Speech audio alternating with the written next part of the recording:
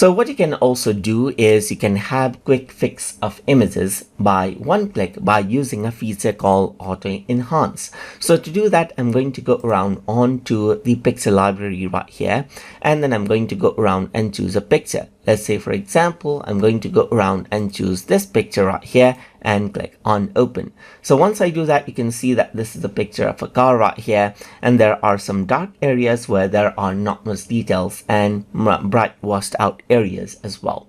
So if I were to go around and click on this button right here, just like this, then what happens is that it simply does a quick fix, as you can see right here, and the picture is much more warmer.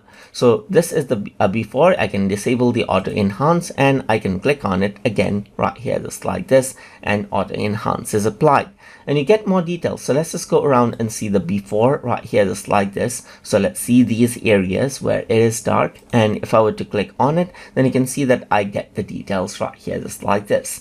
And that is how simply with click of one button you can enhance out the picture that you have. So hope you guys learned something as always. And as always, please like, comment, share, and subscribe.